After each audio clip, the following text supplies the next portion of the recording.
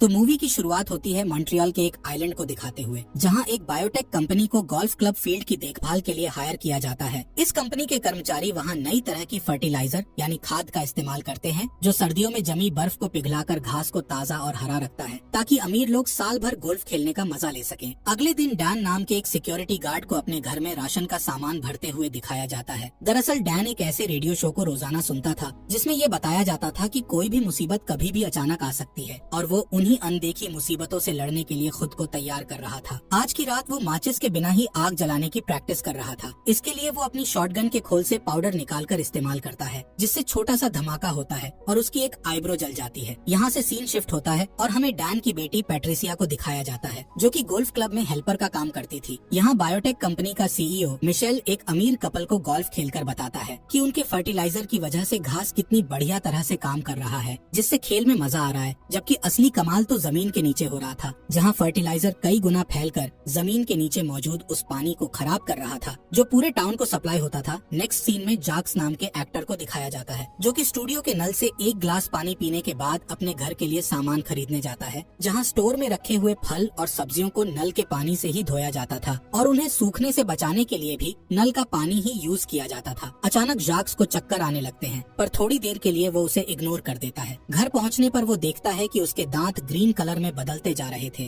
और उसके पेट में अजीब सी आवाज आ रही थी। जब वो अपनी वाइफ को ढूंढते हुए बाथरूम में जाता है, तब तक वो पूरी तरह से ज़ॉम्बी बन चुका होता है। वो अपनी वाइफ को काट कर उसका मांस खाने लगता है और उसके ऐसा करते ही वो भी ज़ॉम्बी बन जाती है। इसके बाद जाक्स भी टब में घुस जाता है और दोनों की ग्रीन आंखें धुंधली होने लगती हैं। उधर गोल्फ क्लब में मिशेल और वो कपल मेन बिल्डिंग की तरफ जाते हैं और ये देखकर हैरान होते हैं कि वहाँ कोई भी नहीं था। अचानक एक आदमी भागता हुआ आता है और चिल्लाते हुए कहता है कि लोग बीमार हो रहे हैं, इसलिए उन्हें भी वहाँ से भाग जाना चाहिए। तभी वहाँ ढेर सारे एम्प्लॉयज उसका पीछा करते दिखाई देते हैं। वो सब के सब ज़ॉम्बी बन चुके थे। उसी वक्त एक डॉग भी दिखाई देता है, जिसे देखकर वाइफ उसे अपने पास बुलाती है, पर वो गुस्से से उसके ऊपर जंप करता है और उसकी गर्दन में काट लेता है। ये देखकर उसका हस्बैंड और मिशेल डॉग को दूर फेंक देते हैं। तभी उन्हें दूसरे ज़ॉम्बीज वहाँ से भागते हुए दिखाई देते हैं। तब वो औरत भी ज़ॉम्बी में बदलने लगती है, जबकि दोनों आदमी जल्दी से बिल्डिंग के अंदर घुसकर दरवाजा बंद कर लेते हैं। लेकिन डॉग भी चुपके से बिल्डिंग के अंदर घुस जाता है और उस औरत के हस्बैंड के पैर में काट लेता है, इसलिए वो लोग उसे अलग कमरे में बंद कर देते हैं। तब तक सारे ज़ॉम्बी दरवाजे पर इकट्ठे हो जाते हैं और जोर जोर से दरवाजा नॉक करने लगते हैं। इतने में हस्बैंड भी ज़ॉम्बी बन जाता है और मिशेल का पीछा करने लगता है, जो हाथ में एक चाकू लिए किचन में छिप जाता है। नेक्स्ट सीन में डैन को दिखाया जाता है, जिसे एक बूढ़ी औरत फोन करके कहती है कि उसके पड़ोसी शोर शराबा कर रहे हैं और आपस में लड़ रहे हैं। जब वो वहाँ पहुँचकर बेल बजाता है तो उसके पड़ोसी बाहर निकल कर आते हैं, जो कि ज़ॉम्बी बन चुके थे। तभी वो बूढ़ी औरत भी ज़ॉम्बी बन जाती है और डैन का पीछा करने लगती है। डैन जल्दी से कार के अंदर छुप जाता है और मदद के लिए पुकारता है, लेकिन कोई वहाँ नहीं आता। सड़कों पर दौड़ते ज़ॉम्बीज को देखकर डैन को अपनी बेटी पैट्रिसिया की फिक्र होने लगती है और वो उसे कॉल लगाता है, लेकिन पैट्रिसिया भी ज़ॉम्बी से बचकर भाग रही होती है, इसलिए वो कॉल नहीं उठा पाती, जिससे डैन को उसकी फिक्र होने लगती है। इसलिए डैन कंपनी की कार को छोड़कर अपनी कार निकाल लेता है और एक हथियार लेकर अपनी बेटी को ढूंढने चला जाता है। नेक्स्ट सीन में हम आंड्रे नाम के लड़के को अपनी छोटी बहन एनी के लिए दूध बनाते हुए देखते हैं, जिसके लिए वो नल के पानी का यूज करने ही वाला होता है। तभी उसकी माँ उसे बोतल वाले पानी का यूज करने के लिए कहती है। आंद्रे खुद कभी नल का पानी नहीं पीता था। उसे जब भी प्यास लगती वो सोडा या किसी और तरह की ड्रिंक पी लिया करता था। जल्दी ही उसकी माँ को चक्कर आने लगते हैं, जिस पर आंद्रे कहता है कि ज्यादा एक्सरसाइज करने के कारण उन्हें चक्कर आ रहे होंगे। थोड़ी ही देर में उसकी माँ ज़ॉम्बी बन जाती है और आंद्रे पर अटैक करने के लिए उसके पीछे भागने लगती है। आंद्रे डर कर बाहर निकल जाता है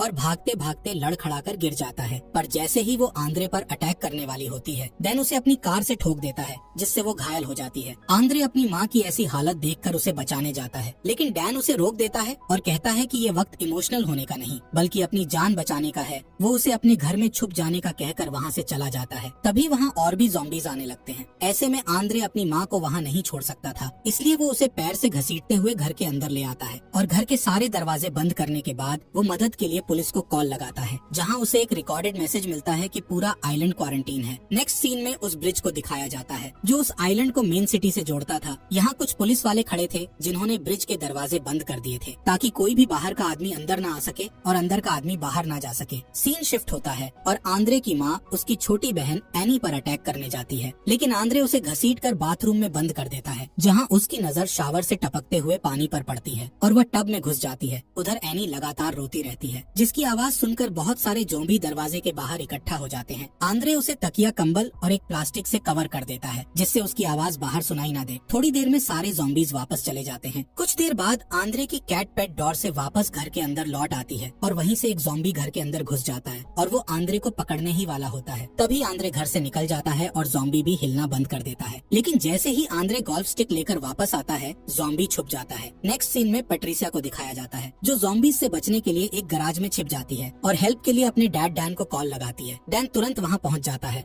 और देखता है कि गराज के बाहर ढेर सारे ज़ॉम्बीज मौजूद हैं। वो अपना चाकू निकाल लेता है और उससे कुछ ज़ॉम्बीज को मार डालता है और कुछ को जमीन पर गिरा देता है। इसके बाद वो अंदर जाता है। उसी वक्त ब्रिज पर मौजूद पुलिस वाले वहाँ से हट जाते हैं क्योंकि मिलिट्री वाले ज़ॉम्बी से अफेक्टेड एरिया को बॉम्ब से उड़ाने लगते हैं। इससे पूरे टाउन में पावर कट हो जाता है। अगली सुबह एनी की आया काम पर आने के लिए ब्रिज के पास पहुँचती है तो देखती है कि वो टूट चुका है। इस बीच आंद्रे अपने घर की खिड़की से ज़ॉम्बीज का वीडियो बनाने लगता है और उसी वक्त नेट पर प्रेस कॉन्फ्रेंस दिखाया जाता है जहाँ रक्षा मंत्री लोगों को बताता है कि हम लोगों ने आइलैंड की सुरक्षा की खातिर ब्रिज को डिस्ट्रॉय कर दिया है और अभी स्थिति नियंत्रण में है। तभी आंद्रे के फोन की बैटरी डाउन हो जाती है। इसके बाद वो अपनी माँ को चेक करने के लिए अंदर जाता है और देखता है कि उसकी माँ ग्रीन कलर के चिपचिपे मटेरियल से ढक गई है। अचानक उसकी माँ एनी पर अटैक करने लगती है। तब आंद्रे उनका ध्यान बटाने के लिए शोर करने लगता है और उनकी फेवरेट सब्जी को उनके सामने हिलाने लगता है जिससे अट्रैक्ट होकर उसकी माँ उसके पीछे भागने लगती है। ऐसा करते करते वो दोनों लिविंग रूम में पहुँच जाते हैं जहाँ गलती से उसकी माँ टीवी स्टैंड से टकरा जाती है और टीवी उनके ऊपर गिर जाता है जिससे उनकी मौत हो जाती है। दुखी मन से आंद्रे अपनी माँ को वापस बाथरूम के अंदर ले आता है और देखता है कि उनके जख्मों पर घास उगने लगे थे। फिर वो उनके फोन को उठाता है लेकिन वो फोन भी टूट चुका था। इसके बाद आंद्रे एक सीढ़ी लेकर सामने के दरवाजे से बाहर की तरफ देखता है जहाँ ढेर सारे ज़ॉम्बीज खड़े थे जैसे कि वो उसी के बाहर आने का इंतजार कर रहे हों। अब वो भी घर के अंदर रहकर थक चुका था, इसलिए वो एनी को बेबी कैरियर में डालकर हाथ में गोल्ड स्टिक लेकर घर का दरवाजा खोल देता है जिससे ज़ॉम्बीज घर के अंदर कैट को देखकर उसे पकड़ने के लिए घर के अंदर घुसते हैं और रास्ता साफ देखकर आंद्रे तुरंत वहाँ से भाग खड़ा होता है। वो ग्रोसरी स्टोर की तरफ भागता है और ज़ॉम्बी भी उसके पीछे पीछे भागते हैं लेकिन सारे दरवाजे बंद होते हैं और वो ज़ॉम्बीज से घिर जाता है। तभी अचानक एक दरवाजा खुलता है और डैन उसे अंदर खींच लेता है। डैन कल से वहीं पर डेरा जमाए हुआ था इसलिए उसने वहाँ कैंपिंग के लिए जगह भी बना ली थी, लेकिन उसके पास इस सिचुएशन से निपटने का कोई ठोस प्लान नहीं था। सारे बोट्स भी पहले ही वहाँ से जा चुके थे और पानी में तैर कर जाना मतलब सीधा मौत को दावत देना था। नेक्स्ट सीन में आंद्रे अपनी बहन एनी को देखने जाता है। तभी एनी की नजर एक दरवाजे के अंदर लॉक हुए ज़ॉम्बी पर पड़ती है जो और कोई नहीं बल्कि पैट्रिसिया थी। डैन को उम्मीद थी कि बाद में कोई न कोई उसे ठीक कर देगा, इसलिए उसने उसे बंद करके रखा था। उधर गोल्फ क्लब में मिशेल सभी दरवाजों को सैनिटाइज करता है। इसके बाद अपने कंपनी वालों को कॉल लगाता है जो उसे बताते हैं कि एक्सपर्ट लोग हेल्प करने के लिए आ रहे हैं लेकिन उसे भी कंपनी के नियम मानने होंगे। तभी एक ज़ॉम्बी डॉग उस पर भौंकने लगता है जिसे वो लात मारकर भगा देता है। यहाँ इस बात का खुलासा होता है कि उसने अपने एक दोस्त का मर्डर भी किया था। उधर स्टोर में डैन आग जलाने की कोशिश में नाकाम हो जाता है। तब आंद्रे लाइटर यूज करके आग जला देता है। खाना खाते वक्त वो लोग डैन के फेवरेट रेडियो शो को सुन रहे होते हैं जिसमें ज़ॉम्बी अटैक के लिए आतंकवादियों को जिम्मेदार ठहराया जाता है। उस शो का होस्ट रक्षा मंत्री का इंटरव्यू लेता है जो सभी सवालों का गोलमोल जवाब देता है जिससे होस्ट को शक होता है कि कहीं गवर्नमेंट ज़ॉम्बीज से निपटने के लिए लोगों की जान की बलि ना चढ़ा दे। तभी डैन रेडियो स्टेशन में फोन लगाकर उन्हें बताता है कि कुछ लोग बचे हैं जिन्हें हेल्प की जरूरत है, जिस पर होस्ट कहता है कि दुनिया के बाकी लोग नहीं चाहते कि हर जगह इन्फेक्शन फैले, इसलिए वो पहले उससे पूरी जानकारी लेता है कि वो लोग कहाँ हैं और क्या कर रहे हैं। उसकी बकवास से चिढ़कर डैन फोन रख देता है। इसके बाद डैन और आंद्रे मिलकर इन्फेक्शन फैलने का रीजन जानने की कोशिश करते हैं ताकि वैक्सीन बना सके। आखिरकार डैन इस नतीजे पर पहुंचता है कि पानी की वजह से इन्फेक्शन फैला है क्योंकि जितने भी लोग ज़ॉम्बी बने थे उन सब ने नल का पानी पिया था। लेकिन डैन अपने पागलपन के कारण कभी भी नल का पानी नहीं पीता था क्योंकि उसे हमेशा डर लगता था कि कहीं टेररिस्ट लोग पानी में जहर न मिला दें। कुछ देर बाद वो तीनों स्टोर से बाहर निकलते हैं। वो लोग पैट्रिसिया को भी साथ लेकर जाते हैं जिसके सर पर एक पिंजरा लगा होता है ताकि वो किसी को काट ना ले। बाहर उन्हें कुछ ज़ॉम्बीज दिखाई देते हैं जिनकी बॉडी में ग्रीन कलर का कुछ चिपचिपा पदार्थ लगा होता है। अचानक एक छोटी बच्ची डैन के ऊपर अटैक कर देती है जिसे डैन धक्का देकर दूर कर देता है, लेकिन उसे मारने की हिम्मत नहीं जुटा पाता है। चलते चलते आखिरकार वो लोग डैन की कार तक पहुंच जाते हैं और इससे पहले कि ज़ॉम्बीज उन पर अटैक करते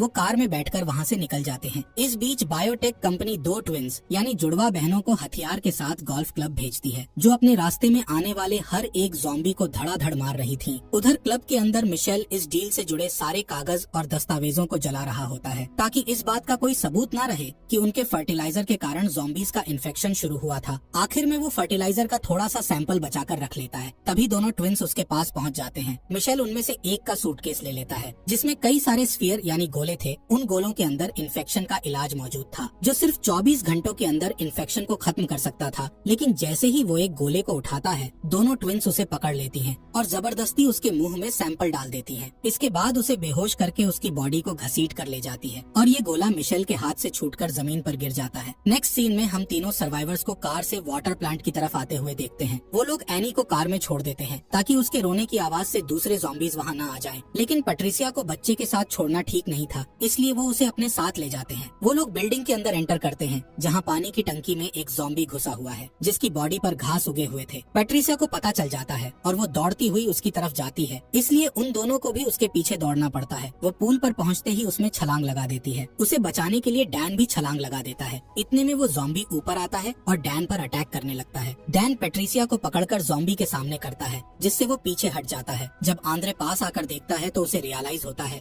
कि ज़ॉम्बीज एक दूसरे पर अटैक नहीं करते हैं, पर तभी ज़ॉम्बी उसकी आवाज सुन लेता है और उसका पीछा करने लगता है। तब आंद्रे बाहर की तरफ भागने लगता है, लेकिन वहाँ और भी ज़ॉम्बीज उसका पीछा करने लगते हैं। इधर डैन पैट्रिसिया को पानी से निकालने की कोशिश करता है जिसमें उसका बाजू अलग हो जाता है। उधर आंद्रे भागते भागते किसी तरह कार के अंदर पहुँच जाता है और तभी डैन भी बाहर आता है। वो पैट्रिसिया को एक ढाल की तरह इस्तेमाल करता है ताकि ज़ॉम्बीज उनसे दूर रहें। कार में बैठने के बाद डैन को कुछ आवाज सुनाई देती है। तब पता चलता है कि पैट्रिसिया का फोन अब भी उसी के पास था। वो उसके टूटे हुए बाजू का इस्तेमाल करके फोन को अनलॉक करता है और तभी उसे रियलाइज होता है कि पैट्रिसिया के जख्मों पर घास उगाए थे। सर्दी के मौसम में घास को देखकर उसे हैरानी होती है, पर तभी उसे याद आता है कि गोल्फ क्लब में एक एक्सपेरिमेंट किया गया था और ये शायद उसी का नतीजा है, न कि आतंकवादियों का। उधर गोल्फ क्लब में दोनों ट्विंस सभी गोलों को गोल्फ क्लब के घास पर तोड़ने लगते हैं ताकि कोई प्रूफ बाकी न रहे। तभी डैन की कार वहाँ पहुँच जाती है और वो लोग उस अजीब से धुएं को नोटिस कर लेते हैं। आंद्रे फोन निकालकर सब कुछ रिकॉर्ड करने लगता है। इसके बाद वो लोग फ्रंट डोर की तरफ जाते हैं, लेकिन वो लॉक होता है। तब डैन अंदर जाने के लिए दूसरा रास्ता ढूंढता है। वो छत पर चढ़कर अंदर घुस जाता है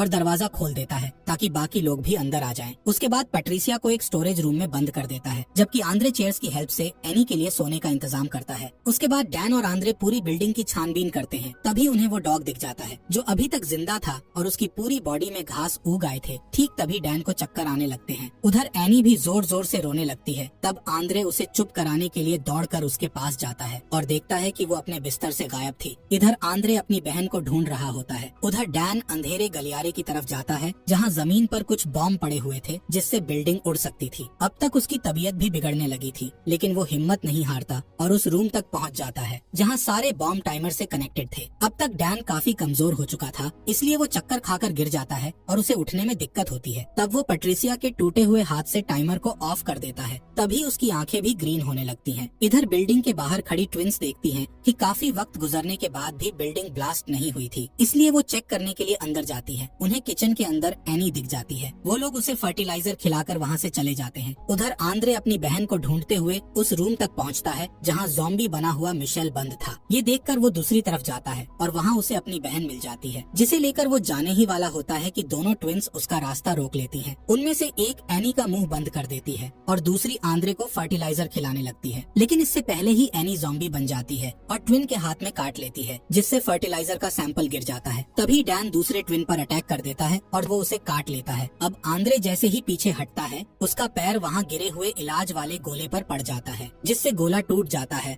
और चारों तरफ धुआं फैलने लगता है, जिससे एनी और डैन धीरे धीरे ठीक होने लगते हैं। अब डैन आंद्रे का पीछा करने लगता है और दोनों भागते भागते किचन में पहुँच जाते हैं। पर जैसे ही डैन आंद्रे को काटने वाला होता है कि अचानक उसे एनी की मौजूदगी का एहसास होता है और वो उसे छोड़ देता है। उसी वक्त दोनों ट्विंस अपनी अपनी गन निकालकर एक दूसरे को मार डालती हैं, क्योंकि वो नहीं चाहती थी कि वो दोनों ज़ॉम्बी बने। नेक्स्ट सीन में आंद्रे डैन के जैकेट से उसके पुराने फोन को निकालकर पैट्रिसिया के फोन पर कॉल लगाता है और रिंग की आवाज से वो फोन को ढूंढ लेता है और वीडियो बनाने लगता है, जिसमें वो अब तक हुई सारी घटनाओं के बारे में बताता है। फिर हेल्प की रिक्वेस्ट करते हुए उस वीडियो को इंटरनेट पर डाल देता है। इसके बाद वो डैन को उसकी बेटी के रूम में पहुंचा देता है। इधर जैसे ही आंद्रे का वीडियो न्यूज चैनल तक पहुंचता है, गवर्नमेंट वहां की सफाई के लिए सेना भेज देती है। सोल्जर्स रास्ते में आने वाले हर ज़ॉम्बीज को फायर गन से मारते जाते हैं। तब आंद्रे भी बिल्डिंग से बाहर निकलता है और हाथ उठाकर हेल्प मांगता है। वो अपने साथ पैट्रिसिया का टूटा हुआ हाथ भी लाया था, जिससे वैक्सीन बनाने में मदद मिल सके। तभी एक और सर्वाइवर सोल्जर्स के पास पहुंचता है, जिसे वो लोग गोली मार देते हैं। ये देखकर आंद्रे समझ जाता है कि सोल्जर वहाँ सर्वाइवर्स को बचाने नहीं, बल्कि सबको मारकर एरिया क्लीन करने आए थे। अब तक एनी भी ठीक हो चुकी थी, इसलिए आंद्रे वहाँ से भागकर छिप जाता है। उधर उधर गोल्फ क्लब के अंदर डैन भी ठीक हो चुका था, पर तभी सोल्जर्स बिल्डिंग के अंदर घुसकर उसे और पैट्रिसिया दोनों को जलाकर मार देते हैं। अगले सीन में रक्षा मंत्री को टीवी पर भाषण देते दिखाया जाता है, जो कि जनता को बताता है कि हालात को काबू में कर लिया गया है और इन्फेक्शन को जड़ से मिटा दिया गया है, इसलिए अब किसी को डरने की जरूरत नहीं है। तभी वो एक मग से पानी पीता है जिस पर बायोटेक कंपनी का लोगो लगा हुआ था, जिससे ये साबित होता था कि वो भी इस मामले में शामिल था। उधर आंद्रे जान बचाने के लिए यहाँ वहाँ भटक रहा होता है और रास्ते में उसे कई सर्वाइवर्स की डेड बॉडीज पड़ी मिलती हैं, जिन्हें सोल्जर्स ने मार डाला था। अचानक उसकी नजर नदी में एक बोट पर पड़ती है जिसे एनी की आया लेकर आई थी। उसमें कई वॉलंटियर्स भी थे जो कि आंद्रे और एनी को बचा लेते हैं। जैसे ही वो लोग आइलैंड से निकलते हैं, तब आंद्रे को रियलाइज होता है कि पैट्रिसिया का बाजू अब किसी काम का नहीं है, इसलिए वो उसे